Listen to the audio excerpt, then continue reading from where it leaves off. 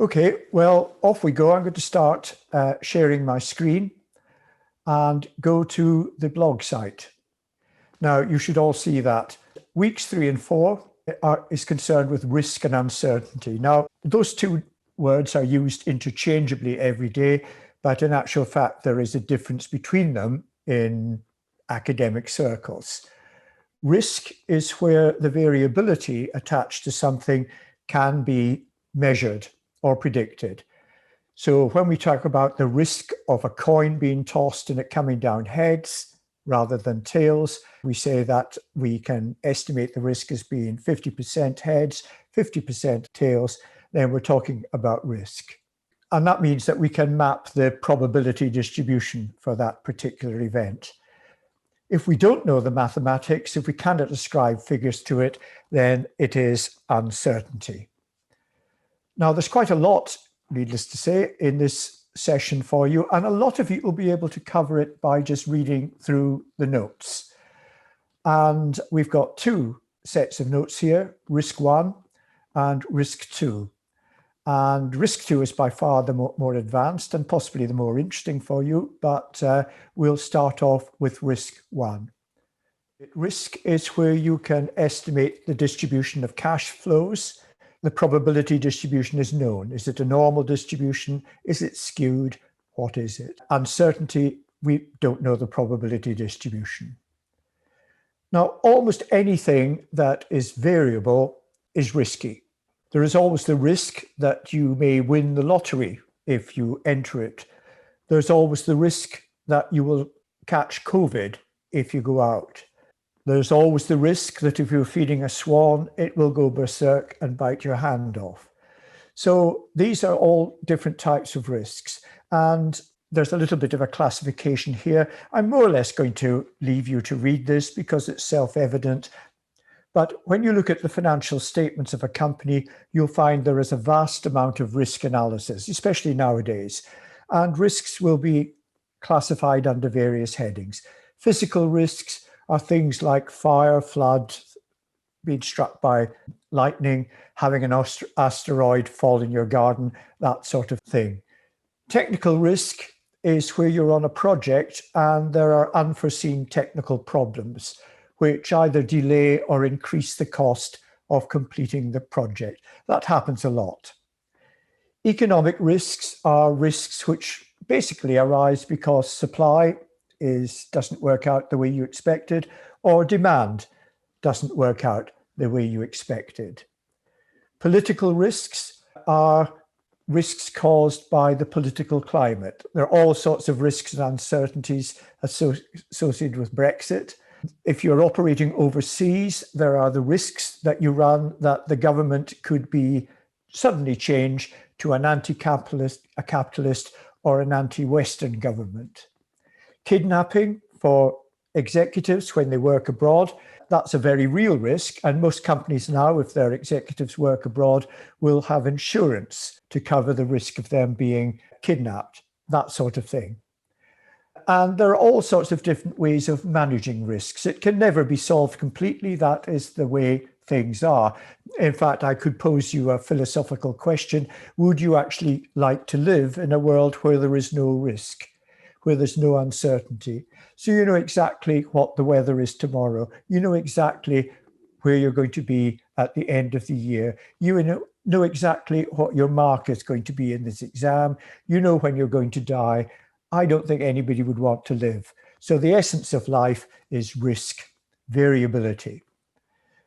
Now, generally speaking, people are risk averse. That means they don't like, in many circumstances, high amounts of risk. They like to be able to feel that they're in control. And when you're dealing with an investment, the obvious thing is that if the risk of an investment is high, then someone considering that investment will want a greater return in order to undertake the risk. The risk that you run by putting your money in a current account in a UK bank is pretty small, next to zero. And so you don't get very much in the way of return. The risk you run if you buy a lottery ticket tonight or tomorrow is vast. the chances of you winning are so remote, it's barely worth thinking about. But if you do win, the potential gains are amazing. Now, we're going to really concentrate on considering risk in investment appraisal. Now, if you've been covering the work that we've done in previous weeks, you should now be up to the stage where, to evaluate investments, we look at what's going to happen. We try and predict what's going to happen by looking at all the years of the investment, looking at the income or the cash flows in and the cash flows out, and seeing if we can calculate what those are. Then putting it all together and using some sort of decision model, be it payback, accounting rate of return, or net present value, or internal rate of return. And we're advocating net present value. Now, one way of considering risk or dealing with risk is to spend more money and get more accurate forecasts. So if you're going to open a shop, let's say in Sunderland, selling sportswear, then you can just take the risk and go and open it. Or alternatively, you could get a market research company to go and do some work as to whether people in Sunderland like buying sportswear from shops. And if so, what sort of things do they like buying? Where do they like buying it? What sort of area in Sunderland produces people who go to shops to buy sportswear? Because you then could locate it there. So in fact, what you're doing is a more detailed or sophisticated analysis. That will cost you, and it's a very worthy objective, but it's not going to solve the problem. There will be a cost-benefit consideration where the extra accuracy you get will be completely outweighed by the extra cost. And also, it can only minimize or reduce uncertainty. It won't be possible to eliminate it altogether. Those people in Sunderland said, I would love to have a sports shop round the corner, and I would go there every week and spend £20, maybe just having you on. And then they may have changed your mind. So we cannot get rid of uncertainty. Another possibility is to make empirical adjustments. This is where you use your experience to, in fact, change the cash flows, to downgrade them or upgrade them. So if you're talking about a project where you're trying to estimate the construction costs, then it may well be that in the past, your firm always gets the construction costs wrong. It may be that they get them wrong by 25%. So you might well say, well, when we estimate the construction costs, maybe we should consider increasing them by 25%. But it's not as simple as that. And I'll leave you to read the notes there, but that isn't really a very good solution. The reason is that it's not optimal, and it may lead to good opportunities being rejected, because what happens in the past may not always happen in the future, and your staff may become risk averse when it comes to choosing projects. They may be unwilling to accept an acceptable level of risk. An obvious thing you could do is to raise the discount rate by adding what's called a risk premium. So if your normal discount rate was 15% for a physical project, and you had a project that you thought was particularly risky, you could raise the discount rate to, say, 20%. There are two ways of doing that. One is just to do an assessment, a subjective assessment of risk. So you say, let's increase it by 10%, let's increase it by 1%. And obviously, you've got just a subjective decision, which is going to affect the outcome. But you can also get measures of risk derived from the markets via the stock exchange, and these are called betas. And these measure the correlation of the risks of the return on a stock with the returns in a market as a whole. That's rather advanced for us. We're not really studying advanced finance, but we'll leave that there. But there are problems with the subjective premiums. They're arbitrary.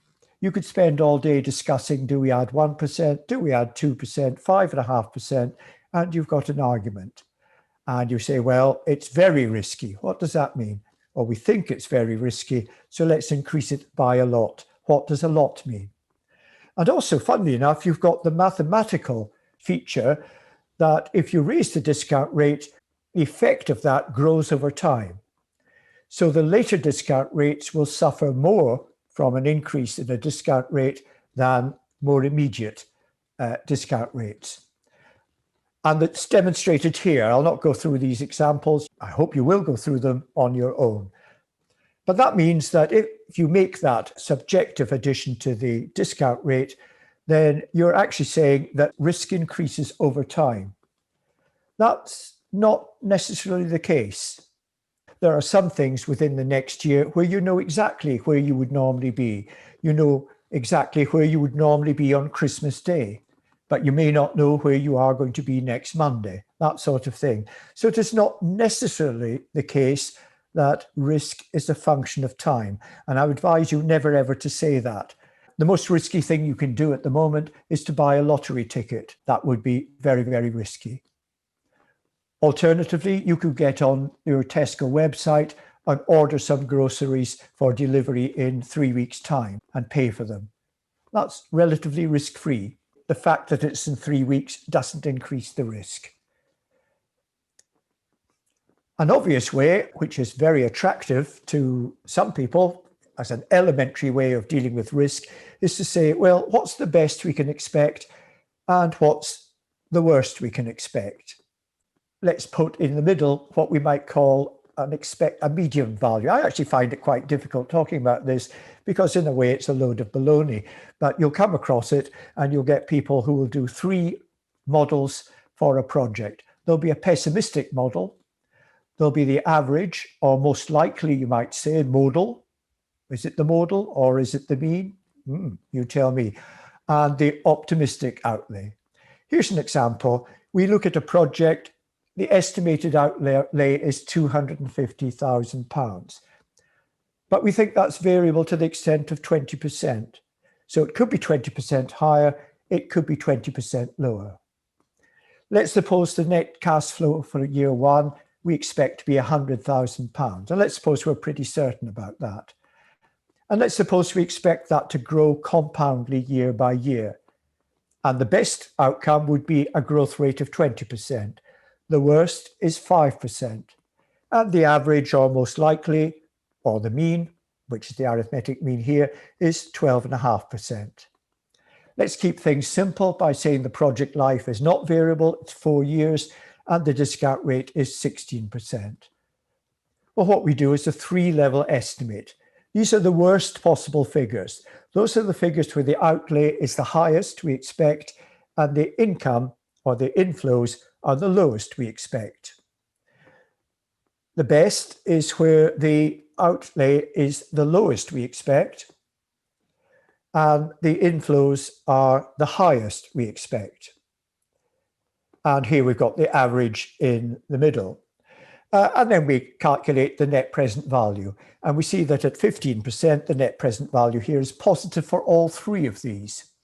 So just intuitively, we might say that, well, it's -1 if the worst happens.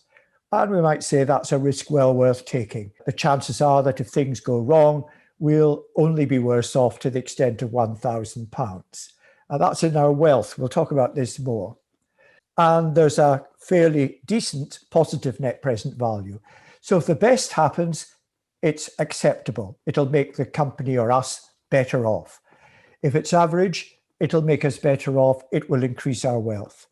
And if everything goes wrong, well, we're not as well off as we might have been, but it's not bad. So that's one way of dealing with this in a very, very simple way. And I'm sure you're ahead of me as to what the main problem is. What's the best possible outcome?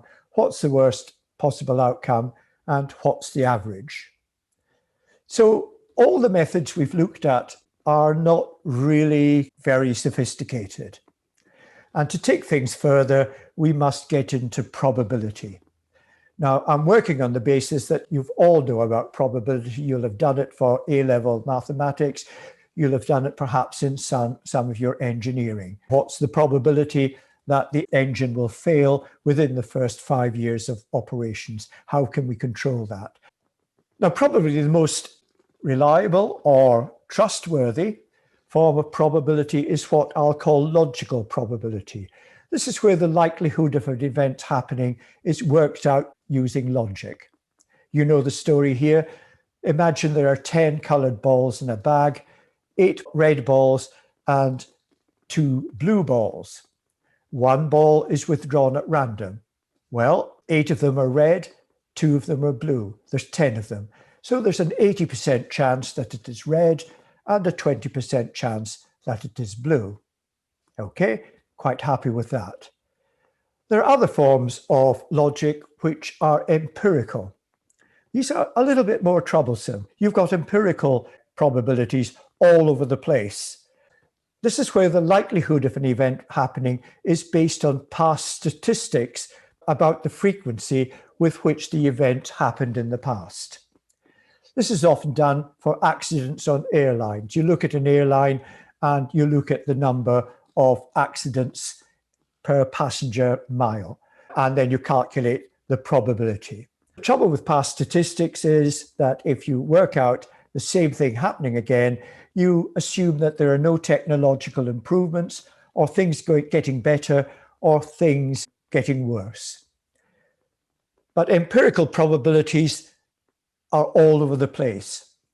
When we talk about the chances of catching COVID in Newcastle, we're basing it on fairly limited past statistics.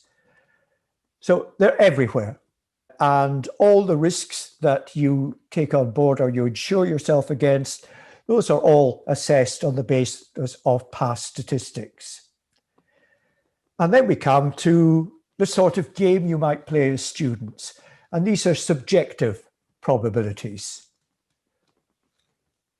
In the days when people had parties, you might well say to a statistician, we're having a party on Friday evening. What are your chances of coming? You're invited. Will you be able to come? And they say, well, there's about 5% chance I'll be there. And you say, well, I'll not look forward to seeing you, because what you're saying is that there's a very low likelihood of you being there. The other part of your brain will say, well, you're either going to be there or you're not going to be there. So it is subjective. This happens a lot in management. And this is going to happen a lot with almost all the examples we're looking at in this course. And I guess with an awful lot of what you're doing elsewhere.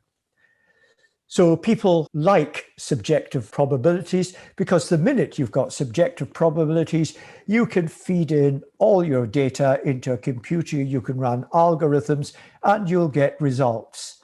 And the results will be very, very impressive. Some innocent little person will say, but we've just made up the probabilities. And they'll get nowhere. Management like subjective probabilities.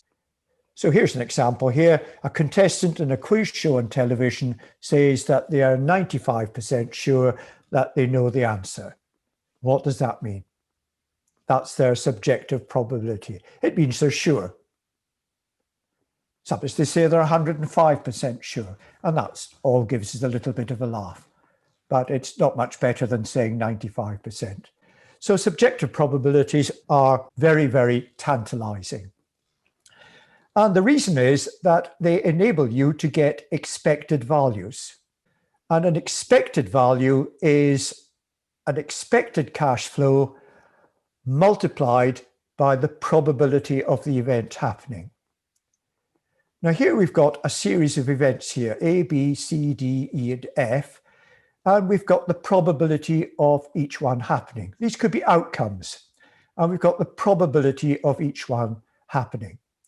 These add up to 1. So although we've made these up, we think this is the most likely outcome. These are not very likely, but, well, you know what I'm getting at. But we do know that they should add up to 1.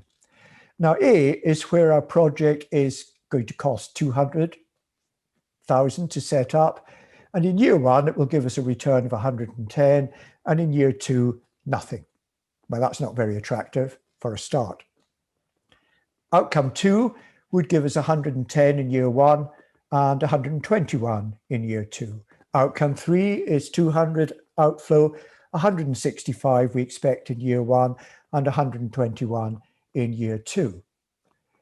And then we have 3 possibilities where the outflow is only 100, half of what this outflow is. And the results are a little bit different. Now, you can see that in actual fact, we've looked at the cash outflow in year one, at the start of the project, year zero, and we've said it's either going to be 200 or 100, and the probability is 0.5 that it's going to be 200 and 0.5 that it's going to be 100. And then we said if it's 200, then the chances of being 110 in 1 year is 0.3, but there's a 10% chance that there could be another year where it's 121. And there's a 1/10 chance that we actually get really good returns in year one and year two. And then there's a 50% chance that it's going to be an outflow of 100. And these are the likely outcomes. There's a 0.2 plus 0.1 gives us a 0.3 chance that the cash flow will be in year one will be 55, and in year two, it'll be 110. And then if these happen, we've got the possibilities in year two. Now, we haven't considered all the possible outcomes. We've reduced the whole thing considerably, but we can work out the expected cash flows. Now, at T0, there are two possible outcomes. Three of the outcomes would cost 200,000, and the cumulative probability of that is 50%. Three of them would cost 100, and the probability of them happening would be, again, 0.5. So the expected outcome, mathematically, is minus 150. Then we've got the probabilities of the other years happening. And the 33, I've given you the calculation there, and I'll leave you to follow it out, but this is calculated in exactly the same way. We've taken each outcome for year one and multiplied by its probability, and we get a final result of 99. And we do the same for T2, and we get 96.8. It now gives us a cash flow model. So we can work out the net present value of that cash flow model, and that will tell us what it would be on the balance of probabilities. Well, yeah, not very impressive. I hope you're laughing, because we're using subjective probabilities. So it's people's opinion. And people's opinion at a meeting may well be governed by all sorts of political, bullying, all sorts of behavioral implications. We've restricted the number of outcomes to just a small number of possibilities, and only a small number of possibilities were considered. And then the most amazing thing of the lot is we've predicted this outcome, but according to our probability distribution, this outcome has got no probability.